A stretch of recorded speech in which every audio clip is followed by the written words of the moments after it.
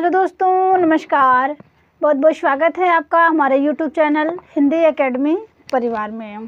कैसे हैं आप सब? आशा करते हूँ अच्छे होंगे, स्वस्थ होंगे और खूब मन लगा करके पढ़ाई कर रहे होंगे। तो दोस्तों खूब रिवीजन करिए, अब समय नहीं है। तो जो भी भाई बहन चैनल पे पहली बार हैं वे चैनल को सब्सक्राइब कर लें, बेल आइकन प्रेस कर लें, जिससे हमारे वीडियोज़ की हर नोटिफिकेशन मिल जाया करें। तो आज मैं हिंदी की क्लास लेके आई हूँ जिसमें प्रैक्टिस 5 है। तो चलिए बिना देर किए हुए क्लास को शुरू करते हैं। और दोस्तों क्लास को खूब शेयर कर दीजिए, जिससे और भी भाई बहन यहाँ से पढ़ सकें, प्रैक्टिस लगा सकें। चलिए पहला प्रश्न है, रक्त और हमारा शरीर ये किसकी रचना है? रक्त और हमारा शरीर ये किसकी रचना है? यतीन्द्र अग्रवाल ऑप्शन ए हैं, हजारी प्रसाद द्विवेदी ऑप्शन बी हैं, रामदरस मिश्र ऑप्शन सी हैं और डी हैं आपके सुमित्रानंदन पंत। चलिए इनमें राइट आंसर करिए।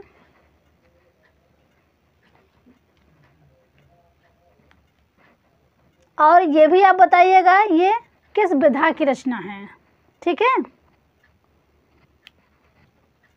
तो देखिए जिन भाई बहन ने ऑप्शन ए लगाया होगा वे राइट हैं। ये यतीन्द्र अग्रवाल का है। रक्त और हमारा शरीर रचना जो है यतीन्द्र अग्रवाल का है और ये निबंध विधा की रचना है, ठीक है।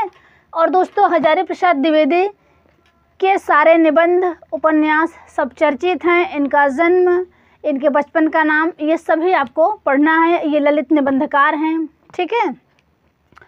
और रामदरस मिश्र की बात करूं, ये भी एक चर्चित लेखक हैं। और सुमित्रानंदन पंत जो कि प्रकृति के चतुर चितेरे कहे जाते हैं, प्रकृति का शिवकुमार कवि इन्हें कहा जाता है। तो इनको भी, इनके सभी रचनाओं को आपको पढ़ने हैं, ठीक है। चलिए प्रश्न 2 देखते हैं। कौन सी लिपि दाईं से बाईं ओर लिखी जाती है? एक बार फिर सुनेंगे प्रश्न। कौन सी लिपि दाईं से बाईं ओर लिखी जाती है? ऑप्शन ए है फारसी लिपि, ऑप्शन बी है देवनागरी लिपि, ऑप्शन सी है अरबी लिपि और ऑप्शन डी है तुर्की लिपि। चलिए आप सब आंसर करिए।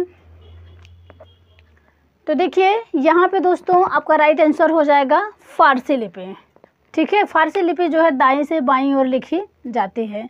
और ये सब की बात करूँ जो देवनागरी लिपि है ये आपकी बाईं से दाईं ओर लिखी जाती है, ठीक है।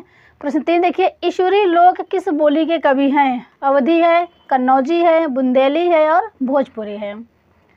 तो ईश्वरी लोक किस बोली के कवि हैं? तो यहाँ पे आपको ऑप्शन राइट आंसर करना है।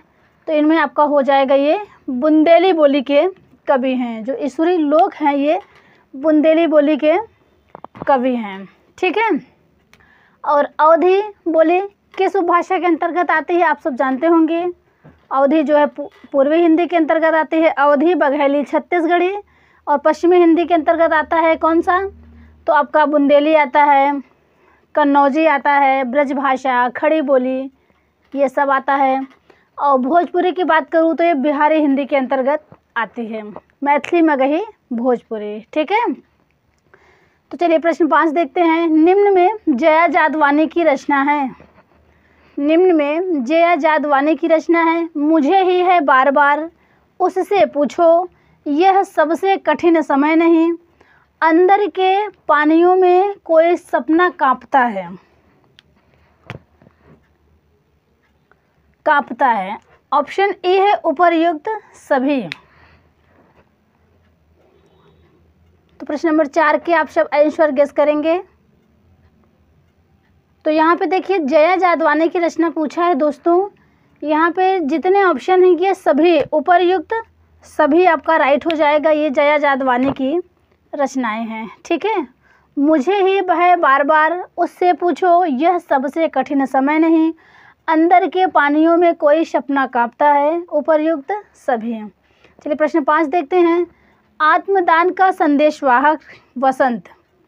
आत्मदान का संदेशवाहक वसंत, साहित्य में हिमालय की परंपरा और गुरु नानक व नया वर्ष। देखिए एक रचना है केवल नया वर्ष और एक है गुरु नानक। एक है साहित्य में हिमालय की परंपरा, एक रचना है आत्मदान का संदेशवाहक वसंत। ये चर्चित निबंध हैं और इनके निबंधकार कौन है, लेखक कौन है, यही आपको बताना है। तो चलिए आप लोग गेस करिए। फणीश्वरनाथ रेणु हैं और चंद्रधर शर्मा गुलेरी हैं, अध्यापक पूर्ण सिंह हैं या फिर हजारी प्रसाद द्विवेदी हैं।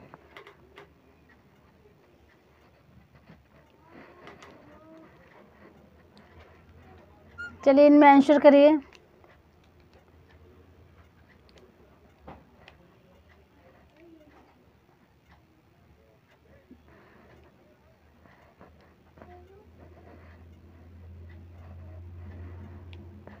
तो देखिए यहाँ पे आपका राइट आंसर हो जाएगा option number D, Hazari Prasad Dwivedi. ये द्विवेदी जी के निबंध हैं। दोस्तों फणीश्वरनाथ रेणु को भी आपको पढ़ना है, क्योंकि ये इनका जो ये उपन्यास है मैला आंचल, इसमें बिहार के ही पूर्णिया जिले का वर्णन है। ठीक है, तो इनको आप अच्छे से, एक आंचलिक उपन्यासकार हैं फणीश्वरनाथ रेणु, और आंचलिकता सबसे प्रथम इन्हीं की रचना में दिखाई देता है। ठीक है, और चंद्रधर शर्मा गुलेरी जो हैं, इनके चर्चित निबंध रहे हैं, जैसे आपका कछुआ धर्म है, मारे सिमोहे कुठाव है, विक्रमोर्वशी की कथा है, तो इनको पढ़ना है। ठीक है, और इनकी एक कहानी है, उसने कहा था, चंद्रधर शर्मा गुलेरी जी का आप जानते होंगे, तो ये भी बहुत चर्चित है, जानते रहे। इन सब से प्रश्न बनते हैं। अध्यापक पूर्ण सिंह, ये भी एक भावात्मक निबंधकार के श्रेणी में आते हैं। ठीक है, और हजारी प्रसाद द्विवेदी को तो मैंने पहले वीडियो में अच्छे से इनके ट्रैक से इनके उपन्यास को हमने बताया है, बाचा पुआ, और इनके निबंध जो हैं चर्चित हैं। ठीक है, जो इनके उपन्यास है हजारी प्रसाद द्विवेदी जी के, बाणभट्ट की आत्मकथा, इनका क्रम खूब मिलाने के लिए आता है नेट के एग्ज़ाम में। ठीक है, बाणभट्ट की आत्मकथा है, चारूचंद्र लेख है, पुनर्नवा है, अनामदास का पोथा है, और उनके पात्र भी आते हैं। ठीक है, और इनके निबंधों को आप याद रखिएगा। चलिए देखिए, मैंने नोट लिखा है, हजारी प्रसाद द्विवेदी को चिन्हमुखी मानवता के अन्वेषक के रूप में भी जाना जाता है, और ऐतिहासिक सांस्कृतिक चेतना संपन्न मानवतावादी ये आलोचक हैं। दोस्तों इनकी आलोचनाएं भी खूब हैं, तो आप पढ़ेंगे। ठीक है, चलिए आगे देखते हैं। जो इम्पोर्टेंट क्वेश्चन हैं तो उनको क्वेश्चन आंसर के रूप में आज देख लेते हैं।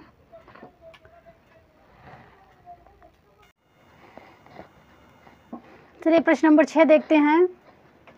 ऐसे थे अरमान की उड़ते, नीले नभ की सीमा पाने, लाल किरण सी चोच खोल, चुगते तारक अनार के दाने। काव्य पंक्ति के रचनाकार हैं।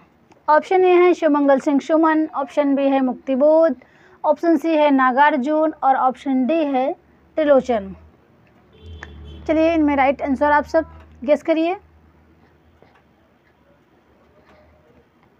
तो दोस्तों ये जो पंक्ति है, काव्य पंक्ति, ये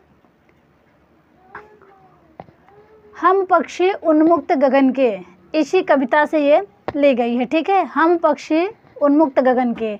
तो अब आप सब जान गए होंगे, राइट आंसर हो जाएगा option number A, Shivmangal Singh Suman का।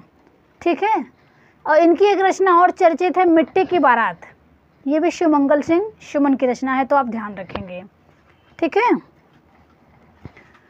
और एक रचना और है इनकी, अमोला, जो कि बरवे छंद में है, जिसमें अमोला रचना में 2700 बरवे हैं, ये भी आप ध्यान रखेंगे।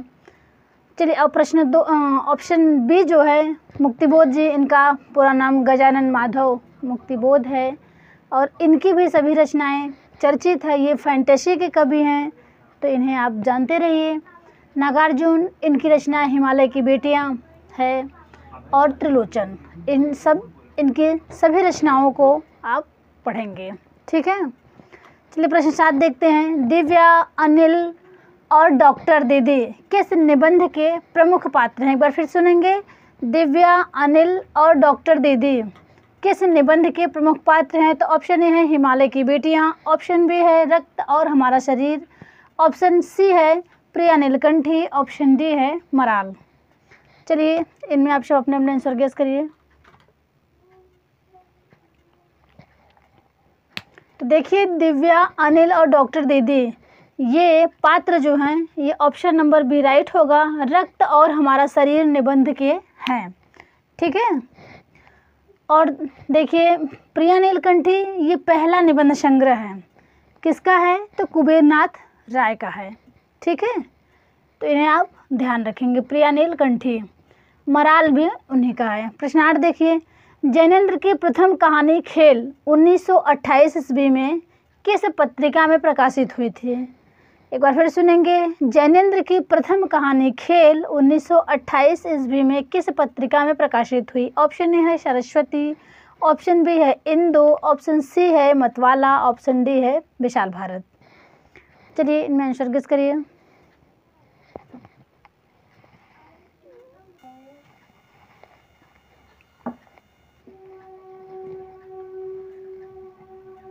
तो देखिए प्रश्न नंबर 8 में जैनेन्द्र की प्रथम कहानी खेल जो है 1928 ईस्वी में, आपका राइट आंसर डी है, विशाल भारत पत्रिका में प्रकाशित हुई थी।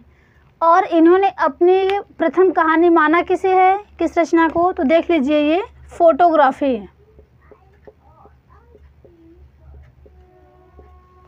फोटोग्राफी को जैनेन्द्र जी ने प्रथम कहानी माना है। ठीक है।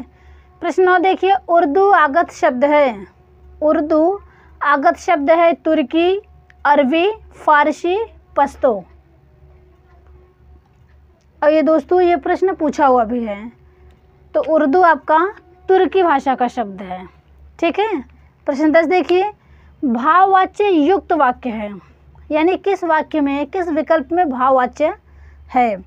तुम बहुत अच्छा हंसती हो, हमें भी मिठाई दे दो, मुझसे इतना कष्ट नहीं सहा जाता। ऑप्शन डी है सभी हैं। चलिए इनमें राइट आंसर करिए।